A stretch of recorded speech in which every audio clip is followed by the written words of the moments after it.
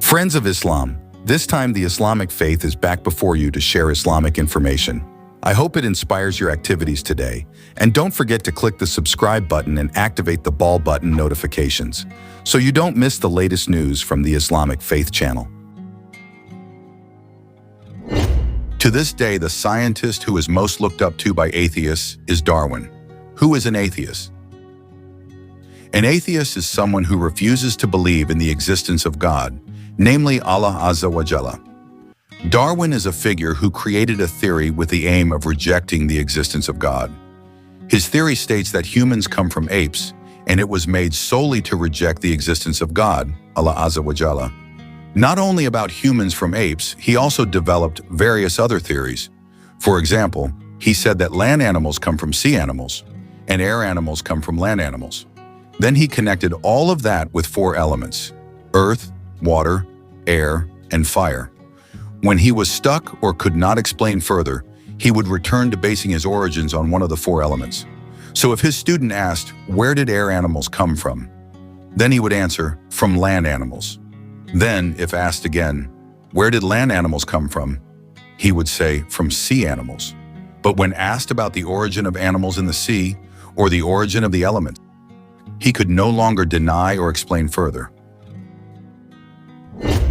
All of that was just to deny the existence of God, Allah Azza wa Jalla.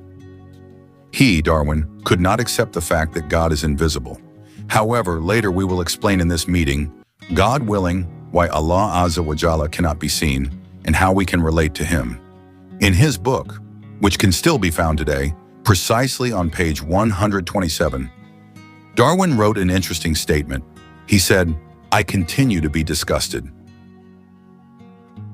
Allah Azza wa Jalla embarrassed Darwin with just a peacock. When Darwin was about to teach his students, suddenly a peacock passed in front of him. The bird did nothing, just passed by and opened its wings, showing beautiful, colorful feathers. Darwin saw the peacock and was immediately confused. Usually, when he saw a living creature, he could immediately guess its origin, so that if his students asked, he could immediately give an answer. But this time, the beauty of the peacock left him speechless, unable to explain its origin. What did he, Darwin, say in his book? Even after he died, his writings remained immortal and can be read to this day. He wrote, "I continue to feel sick thinking about the peacock blocking my path, because I do not know where it came from." There once was, all of you, a heated debate between 2 camps. One side that supported Darwin's theory that humans came from apes, and the other side, namely Christians, not Muslims in America, who rejected the theory and believed in the existence of God, Allah. The debate was so intense that it ended up in court. The judge who led the trial was confused because what was being debated was not about property, but about faith. Finally, the judge opened the conversation and said, "Let's see, those who feel they are descended from apes, please stand to my right." What happened? It turned out that even supporters of Darwin's theory did not want to stand to the right of the judge, even though previously they insisted that humans came from apes. But when asked directly to admit to being descended from apes, not one dared to come forward. Then the judge said, "Hey, you said humans came from apes? Please stand to my right if you really feel you are descended from apes." Sorry, this is just an example. However, the incident shows that in the end, they themselves did not really believe what they said. Friends of the Islamic faith, we have all certainly heard of this theory. Yes, this is a theory that was once controversial in the world, which came from a British figure named Charles Darwin. Based on this theory, humans are considered to have evolved from ape-like creatures. This view can lead humans to not believe in the existence of God as the creator of humans. Many do not agree with this theory, but there are also many who think that Darwin was a genius, and his theories about the evolution of living things are quite reasonable. However, did you know? Charles Darwin, who is known as a genius, at the end of his life had a curiosity that was never answered by his own logic, even carried over until he died. That curiosity was about how peacocks could be created so beautifully. Charles Robert Darwin was born on the same day as the 16th President of the United States, Abraham Lincoln, on February 12, 1809. He was born in Shrewsbury, England, to a wealthy and prominent family. His family did love exploring nature. Darwin's father, named Robert Waring Darwin, was a doctor and educated scientist. Darwin was a doctor, and his grandfather, Erasmus Darwin, was a famous botanist at that time. In October 1825, when Darwin was 16 years old, he began studying at the University of Edinburgh with his younger brother. 2 years later, he enrolled at Christ's College, Cambridge, to study theology. His father had hoped that Darwin would follow in his footsteps and become a medical doctor, but the sight of blood made Darwin feel nauseous and vomit. After graduating from Christ's College with a Bachelor of Arts in 1831, a botany professor named John Stephen Henslow, who was also his mentor, recommended Darwin to become a naturalist on the HMS Beagle voyage. A naturalist is someone who conducts special investigations into animals and plants. The HMS Beagle was planned to circumnavigate the world for 5 years. This was where Darwin got his big break as a budding young naturalist. During this voyage, Darwin collected various species such as birds, plants, and fossils. This voyage also greatly influenced Darwin's views on natural history. He began to develop a revolutionary theory about the origin of life, which was very different from the views of other naturalists at that time. At that time, Darwin's theory even contradicted what was written in the holy books of the Abrahamic religions. In the teachings of these religions, it is believed that the first human being who lived on earth was named Adam, and Adam was a direct creation of Allah subhanahu wa ta'ala. During his voyage, Darwin later published his book entitled The Origin of Species by Means of Natural Selection. This book introduced the scientific theory that populations of living things evolve from generation to generation through a process called natural selection. This book was the cause of the opening of a new branch of science, and at the same time became the forerunner to the birth of modern biology in the 19th century. Controversy about the origin of living things began to emerge, especially after Darwin published the results of his observations of various types of finches that lived on the Galapagos Islands. From his observations, Darwin concluded that the species that exist today come from species that lived in the past. He also stated that evolution occurs because of the process of natural selection. Natural selection, in Darwin's theory, means that living things that are unable to adapt to their environment will slowly become extinct. Only creatures that are able to adapt will survive. In other words, the strong will survive. The theory of evolution put forward by Charles Darwin basically refers to two main keywords, namely evolution and natural selection. Evolution is the process of change in living things slowly over a very long period of time. Thus, this process produces new species. Meanwhile, natural selection can be interpreted as only organisms that are able to adapt to their environment will survive. On the other hand, organisms that are unable to adapt will die or become extinct. Actually, there is nothing completely wrong with this theory. In fact, there are some things that do make sense. For example, giraffes have long necks so they can reach leaves on tall trees. Meanwhile, other animals that are unable to reach the leaves will die due to lack of food. Giraffes can survive because their body posture supports their ability to find food in places that other animals cannot reach. However, in 1871, Darwin published his second book entitled The Descent of Man, in which he explicitly extended his theory of natural selection to the origins of the human species. Based on the similarities between humans and anthropoid apes, Darwin argued that humans and apes were cousins. Both came from the same ancestor. This is where various objections from a number of scientists arose.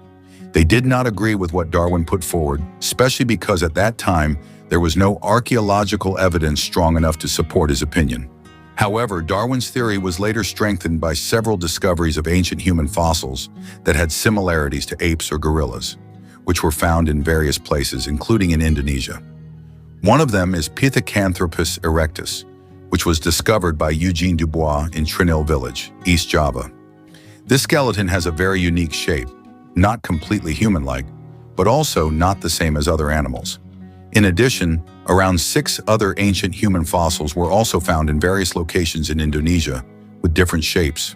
From the results of these findings, scientists tried to prove that what Darwin said was true, that humans are the end result of the ape evolution process. In fact, the findings of these ancient human skeletons were included in the curriculum of schools in Indonesia. In his book, Darwin often connected one type of animal with another to show the relationship in biological lineage. For example, Animals in the air, such as bird species, are considered to originate from land animals. So birds that have similarities with land animals were sought and linked, mostly like lizards. In his book, he gave a description of how a lizard would evolve, so that a pair of wings would appear from its body and finally be able to fly. Then it was called a bird. This lizard was previously described as originating from an aquatic animal, a fish, which then shed its scales, grew 4 legs, and emerged from the water. Thus, land animals were formed. Darwin also concluded that several elements in the universe had no origin, including earth, fire, and water. In essence, Charles Darwin is thought to have wanted to eliminate God's role in the creation process. He believed that humans did not need to believe in God, and that everything in the universe just happened without anyone creating it. In his theory, Darwin stated that bird feathers were the result of evolution from reptile scales. Evolutionists also believe that the ancestors of all birds were reptiles. However, there was one species that confused Darwin, namely the peacock, a beautiful bird with a charming, colorful feather pattern and graceful body posture.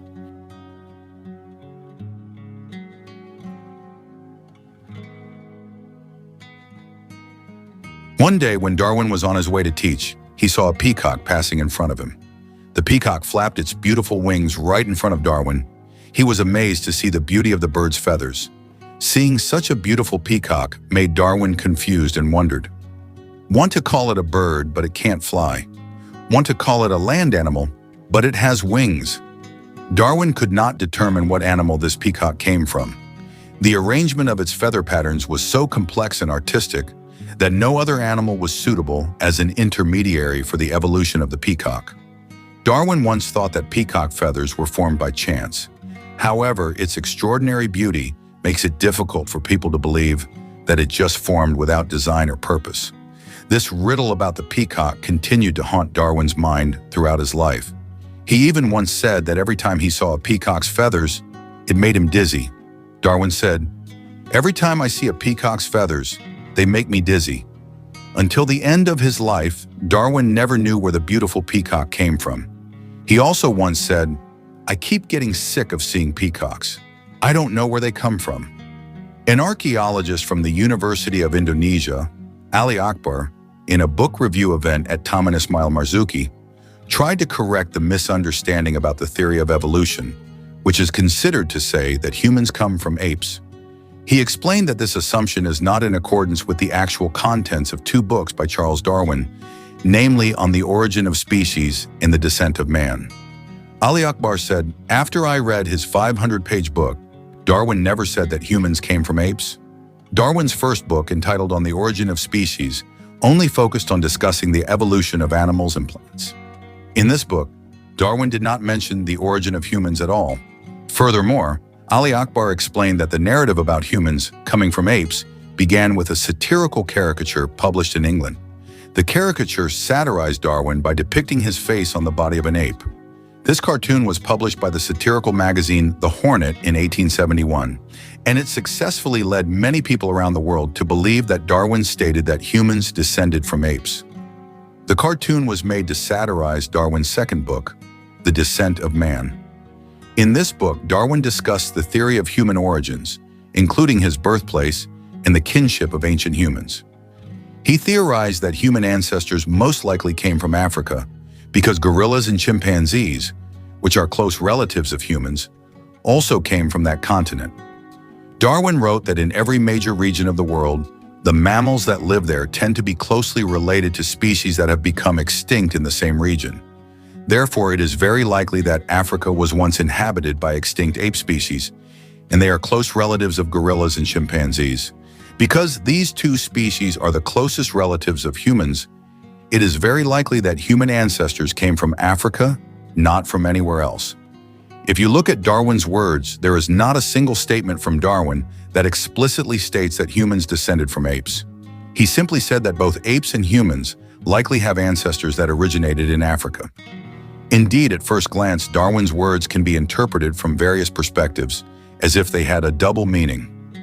The Hornet magazine saw it from a different perspective, then made a caricature depicting Darwin's face on the body of an ape. This caricature is what later made Charles Darwin a figure who is widely misunderstood in various parts of the world. But behind that theory lies a big question that has never been answered. Who are we really and why do we exist? Is life just a coincidence, or is there a great power that created us with a deep purpose?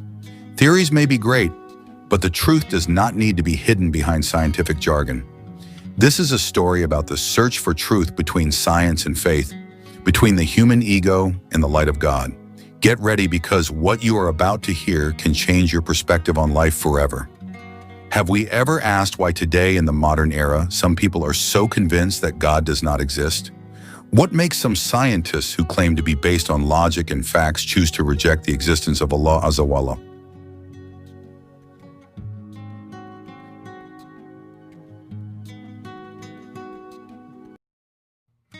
One name is often mentioned as an icon of this belief: Charles Darwin, the figure known as the originator of the theory of evolution, which supposedly explains the origins of humans without involving God at all. But is it true that this scientist only talks about science? Or is there something deeper, more ideological, and even more dangerous? Charles Darwin was born in 1809 in England and was a naturalist who put forward the theory of evolution through his book entitled On the Origin of Species. In this theory, Darwin claims that living things develop from simpler forms through the process of natural selection. The most controversial is his idea that humans originate from creatures similar to Kyra. This theory shook the world because it directly contradicts religious teachings, which state that humans were created by God with perfect form and dignity. But what people often don't realize is that this theory is not just about biology. This theory carries an ideological message. We don't need God to explain life. Who are atheists? Atheists are those who reject the existence of God. They are not only unbelievers, they reject the whole idea of the existence of a creator. And the theory of evolution, despite all its scientific weaknesses, is often used as a shield. A shield to say, see, life can be explained without God's intervention. Darwin himself wrote in his personal letters that he was increasingly disbelieving in God. There was doubt, there was denial, and there was a great desire to distance God from science. Let us examine the arguments of Darwin and his followers. They said, land animals come from sea animals. Air animals come from land animals. All forms of life are said to come from one origin of single-celled organisms on the seabed. But when asked, so where did living things start from? The answer is vague. From the elements of earth, water, air, fire. And if asked deeper, they are stuck, unable to answer the origin of everything. Whereas science should be open. Science should seek the truth, not be a tool to reject higher truths. Did you know that in his notebook, Darwin once admitted to being frustrated just because he saw a peacock? Yes, a peacock. When Darwin was walking, he saw a peacock spreading its wings. The colors of its feathers were bright, so perfect, so beautiful. And he fell silent. He wrote, I keep feeling sick thinking about peacocks. I don't know where such beauty comes from. Why was Darwin confused? Because as a scientist, he was used to analyzing. But the beauty of the peacock is too complex to be explained by mere natural selection. This is where scientific honesty appears for a moment, but then is covered by ego. Darwin was unable to admit that there was a greater designer who created the beauty that was beyond accessible to human logic. When the theory of evolution spread widely, many scientists followed it without thinking critically. Many of them even rejected the facts that actually undermine this theory. And when this theory was taught in schools and universities, a generation emerged that was increasingly distant from God. Science was used as a tool to erase faith. In fact, Islam never rejects science. In the Quran, Allah actually commands humans to think, to observe the sky, the earth, and all its creations. But thinking is not to deny God. Thinking is actually to know and glorify God. There is one real event that illustrates how fragile the beliefs of Darwin's followers in America are.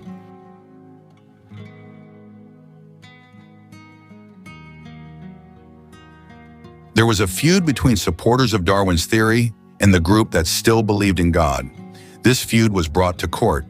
The judge was confused because this was not about money or land. This was about faith. Finally, the judge said, Please let those who claim to be descendants of apes stand to my right. What happened? None of them stood up. None of them wanted to admit that they were descendants of apes. Funny, isn't it? They defended their theory to the death. But in reality, my brothers, let us reflect. Will we continue to believe in a theory that even its originator is not completely sure about? My brothers, let us reflect. Will we continue to believe in a theory that even its originator is not completely sure about? Are we willing to lose our faith just to follow the flow of Western thought that is empty of spiritual values? Knowledge is important, but knowledge without God is just a skeleton without a soul. And Islam never rejects knowledge. Islam actually glorifies knowledge as long as it brings us closer to the Creator. If today we witness the world becoming more advanced, but human hearts are increasingly empty because they are trying to build a world without knowing God, we Muslims must be a lamp, be the guardian of the truth, be witnesses that Allah Azza exists. He is all-seeing, all-knowing, and all-creating. We are not descendants of apes. We are the best creation that glorified by Allah. After exposing how Darwin's theory is used to distance humans from God, a big question often asked by atheists arises. If God really exists, why can't we see him? This question seems simple, but it holds a deep dilemma, as if just because something is invisible, it doesn't exist. Is that true? They exist because there are signs, there are impacts, there are effects. So it is with God. We may not be able to see him with our own eyes, but we see his signs in the sky, on earth, within ourselves. Allah Azza is the most holy being.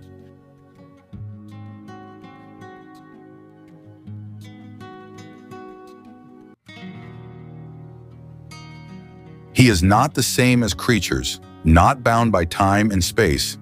In the Quran, Allah says, no one can see him, but he can see everything. Chesanam 103. Why doesn't Allah appear in this world? Because this world is not a place to meet God. This world is a test place. Allah wants to see who believes even though they don't see, and who refuses even though the evidence is scattered everywhere. Faith is belief accompanied by arguments. It is not just a fantasy, and the proposition can be seen not from the substance, but from its creation. This is not a new question. Even at the time of Prophet Musa alayhi salam, the children of Israel once said, "O Musa, we will not believe in you until we see Allah for real." What happened? They were immediately struck by lightning and died instantly. Allah wants to teach that humans will not be able to see their substance in this world, because human vision is limited.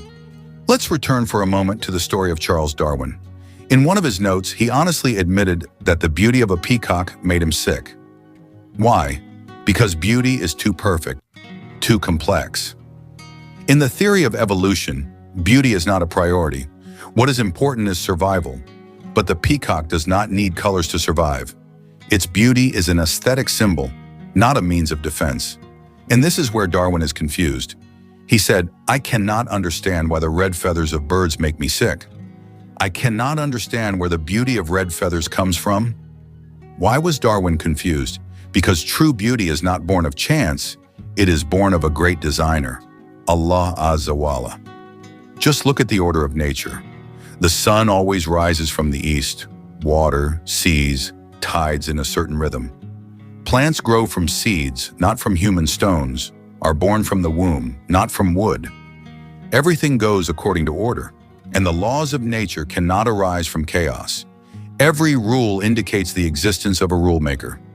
Did gravity, the rotation of the earth, the arrangement of atoms just happen? Impossible. Impossible. All these orders emerge without will, without design, without God. Some people say, if God exists, show me where he is. That is the same as saying, if love exists, show me its color. The request was wrong from the start, because God is not a physical being who can be demonstrated in a laboratory. He is not an experimental object. He is the creator of the experiment itself. It would be strange if God could be seen as an object, because that would mean he is limited and God cannot be limited. Some honest scientists have said, the more I study physics, the more I am convinced that the universe was created. Roger Penrose, a renowned scientist, said, a universe like ours is the result of a 1 in trillions possibility, and it could not have happened without planning. This is not a cleric, not a priest. This is a scientist who dares to be honest that the theory without God is illogical. If we still doubt the existence of Allah, look at ourselves. Who makes our hearts beat without our command? Who makes our brains able to store memories, think and feel? Who gave us hearts that can feel love, fear, hope? Is all this a coincidence? Impossible. In the Quran, Allah says, "And in your own souls do you not see?" Zariyat 21. Allah cannot be seen in the world, but later in the hereafter.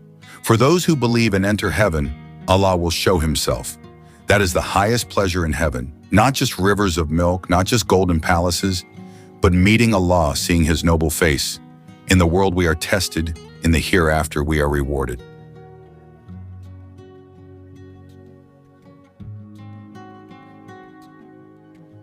So don't use our limited vision as an excuse to reject God. After discussing who Darwin was, why he rejected the existence of God, and why God is not visible in the world, now is the time to dig deeper. Is the theory of evolution truly scientific or just an illusion wrapped in science? Part 1. What is the theory of evolution? Short and sharp, the theory of evolution states that all living things come from a common ancestor. Humans are said to come from ape-like creatures. Land creatures come from sea creatures. Air creatures come from land creatures. This process is said to have occurred over millions of years through natural selection, genetic mutation, and survival of the fittest. But the question is it a fact or just an endless long guess? Let's be clear. The theory means it is not certain. Different from the law of gravity is a fact because it can be tested and proven repeatedly. But the theory of evolution is full of loopholes, full of holes. Even many scientists now doubt it.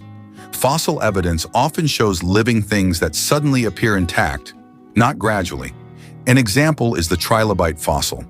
Ancient sea creatures suddenly appear in the oldest layers with complex compound eyes. Where did they come from? Why is it so complicated all of a sudden? This is called the Cambrian explosion, a sudden explosion of life without any transitional forms. If evolution were true, there should have been half fish, half land, half ape, half human creatures. Where is the evidence? Did you know? Many transitional fossils taught in schools are actually fake. For example, Piltdown Man, said to be an ancient human, turns out a human skull mixed with an orangutan jaw. Archaeoraptor is said to be a transitional bird fossil. Turns out pieces of bird and reptile fossils were glued together. And strangely, this lie has been maintained for years in textbooks. Why is that? Because this is no longer about science, but about agenda. Charles Darwin may have initially only wanted to explain the diversity of creatures, but his students, such as Thomas Lay, Richard Dawkins, and others, used this theory as a weapon to reject religion. Dawkins once said, "Darwin made atheism an acceptable intellectual." What does that mean? Without this theory, they have difficulty rejecting God scientifically. So evolution was made as a new religion, a religion without God, but still has a prophet, Darwin, the book, The Origin of Species, and Dawa, schools. When humans are taught that they come from apes, then honor is lost. They feel that we are just animals that have evolved. Finally, free sex is considered normal because animals do too. Killing is justified because the strong must win. Living without a purpose because humans are considered products of chance. This is the dangerous impact of this theory on human morals. Whereas in Islam, humans are honored creatures. Allah says, "Indeed, we have honored the children of Adam." QS Al-Isra 70. Not descendants of apes, but the best creatures who were breathed with souls by God. Islam is not an enemy of science. History records great scientists such as Ibn Sina, Al-Khwarizmi, Al-Biruni were all Muslims. Islam encourages research, experiments, and natural studies. But Islam also provides guidelines. Science should not be used to deceive, to mislead, to erase God. True science actually makes us more submissive, not more arrogant. Islam offers a more logical and dignified alternative, namely that humans were created directly by Allah, not through a process of chance without direction. Adam alayhi salam was the first human. Allah created him directly from the earth without evolution, without gene mutation, without ape descent. This is not an empty dogma. This is explained in the Holy Book, and there is no scientific evidence that can really refute it. We live on Earth that has enough oxygen, the right distance from the sun, stable gravity. There is water in three forms: ice, liquid, vapor. If the Earth is a little closer to the sun, it burns. If it is a little further away, it freezes. Is all this a coincidence? NASA itself admits that no other planet has conditions like Earth, and this indicates that life on Earth is special, designed, not random. Complicated and sophisticated theories are not necessarily true. Sometimes it is simplicity that shows the truth. If you see a house, you are sure someone built it. If you see a car, you are sure someone assembled it. Then why, when you see a human, do you doubt that someone created it? Use your mind. Use your heart. Don't let yourself be fooled by empty scientific jargon that is deliberately made complicated so that you forget God. Darwin's theory has poisoned the world for hundreds of years, degrading human dignity, eliminating the meaning of life, and more dangerously distancing humans from their creator.